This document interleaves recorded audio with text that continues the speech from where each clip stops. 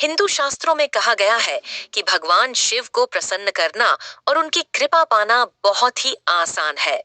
सभी देवों में भगवान शिव को कृपालु और दयालु कहा जाता है। लेकिन शिव पुराण में कुछ ऐसी बातों के बारे में भी बताया गया है जिन्हें करने से महादेव नाराज हो जाते हैं। धार्मिक ग्रंथों में कहा गया है कि भगवान शिव को प्रसन्न करना बेहद आसान है। कहते हैं कि शिव जी तो मात्र एक लोटा जल से भी प्रसन्न हो जाते हैं, इसलिए उन्हें कृपालु और दयालु कहा जाता है। अगर आप जीवन में दुखी हैं और आने वाली समस्याओं से परेशान हैं, तो आपको खास तौर से भगवान शिव की पूजा करनी चाहिए। लेकिन जितनी जल्दी भगवान खुश होते हैं, उनकी ही जल्दी नाराज भी हो जाते हैं। शास्त्रों के अनुसार धोखेबाज और बेईमानी करने वाले लोगों से भगवान शिव जल्द ही नाराज हो जाते हैं। शिव पुराण में बताया गया है कि जीवन में के ये 7 पाप भगवान शिव को बहुत ज्यादा नाराज कर देते हैं। इतना ही नहीं, इन पापों की सजा भोलेनाथ व्यक्ति को खुद देते हैं और कठोर दंड देते हैं। आइए जानें इन 7 पापों के बारे में। पैसों की धोखेबाजी करने वाला पाप शिव पुराण में बताया गया है कि जो लोग दूसरों के धन पर बुरी नजर रखते हैं या फिर पैसों की हेराफेरी करना, धन संपत्ति लूटना भी पाप की श्रेणी में ही आता है। भगवान शिव के लिए इसे अक्षम्य अपराध माना गया है। कष्ट देने का पाप शिव पुराण में बताया गया है कि किसी भोले भाले या निरपराध व्यक्ति को कष्ट देना, उसे सताने वाले व्यक्ति को भोलेनाथ कभी माफ नहीं करते। अगर आप किसी व्यक्ति के लिए बाधाएं पैदा करने की योजनाएं बनाते हैं या इस प्रकार की सोच रखते हैं, तो भगवान शिव की नजरों में इस चीज की कोई माफी नहीं है। गलत मार्ग पर चलना। ज्योतिष शास्त्र के अनुसार कुछ लोग कई बार रास्ता भटक जाते हैं, लेकिन सही मार्गदर्शन होने पर वे फिर से सही राह पर आ जाते हैं। लेकिन कुछ लोग सही सुझाव के बावजूद बुराई का साथ नहीं छोड़ते। ऐसे लोग पापी माने जाते हैं। खराब सोच रखने का पाप शिव पुराण में कहा गया है कि अगर आप किसी का बुरा नहीं चाहते, लेकिन किसी के लिए खराब या बुरी सोच रखते हैं, तो भी आप पाप के भागीदार हैं और आप दंड की श्रेणी में आते हैं। भले ही आपने अपने कार्य में किसी प्रकार का कोई बुरा काम न किया हो, लेकिन आपकी बोली आपको पाप का भागीदार बनाती है। गर्भवती महिलाओं को गलत बोलना। ज्योतिष अनुसार किसी भी गर्भवती महिला या फिर मासिक दौरान किसी भी महिला को कटु वचन कहना या उसका दिल दुखाना शिवजी की नजरों में पाप माना गया है। नुकसान पहुंचाने के लिए झूठ का सहारा लेना। शिव पुराण के अनुसार किसी के सम्मान को हानि पहुंचाने के लिए झूठ बोलना छल की श्रेणी में आता है।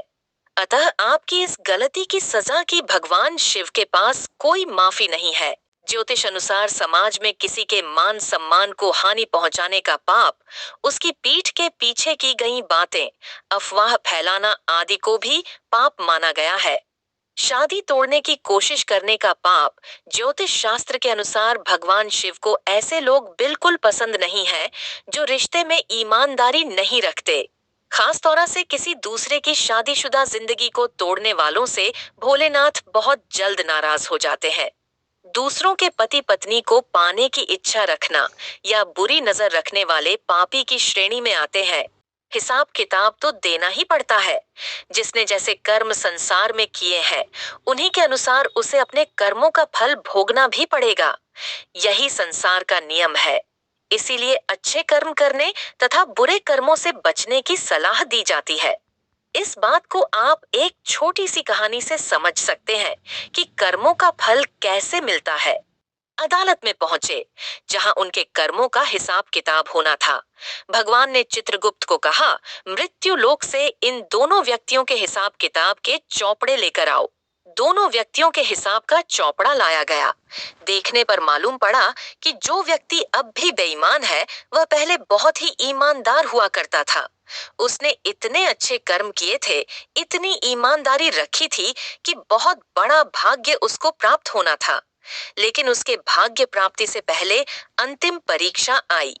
इंसान चाहे कलयुग में हो, चाहे सतयुग में, उसे अपने कर्मों का उसे परीक्षा आने पर उसने अपना धीरज खो दिया और वहां से उसने अपने जीवन का रास्ता बदल दिया और बेईमानी वाला जीवन अपना लिया। और जो भाग्य से उसे मिलना था वह कम होते होते कम हो गया। एक बटुआ मिला जिसमें 500 रुपए थे। देखा जाए तो उसके नसीब में क्या था? बेईमानी का रास्ता अपना लिया था तो उसके प्रारब्ध के कर्म आगे आ गए। इसलिए जाकर भी भगवान उसे कुछ नहीं दे सकते थे, क्योंकि विधि के विधान के आगे भगवान भी मजबूर थे। अब बारी आई दूसरे इंसान की जो बेहद ईमानदार था। जब उसका हिसाब निकल गया तो देखा गया वह पहले ही बहुत बेईमान था। उसकी बेईमानी के कारण बहुत बड़ी सजा होनी थी, लेकिन सजा प्राप्त करने के पहले उसको जीवन में सुधारने का अंतिम मौका मिला था और उसने वह मौका ले लिया और ईमानदारी वाला जीवन अपना लिया। तो उसकी सजा छेद होते होते एक कांटा चुभने वाली सजा रह गई, क्योंकि उसके पूर्व जन्म की बेईमानी की सजा इतनी ही रह गई थी। भगवान हर बुरे व्यक्ति को भी सुधरने का मौका देता है और हर अच्छे व्यक्ति की अच्छाई की परीक्षा भी लेता है।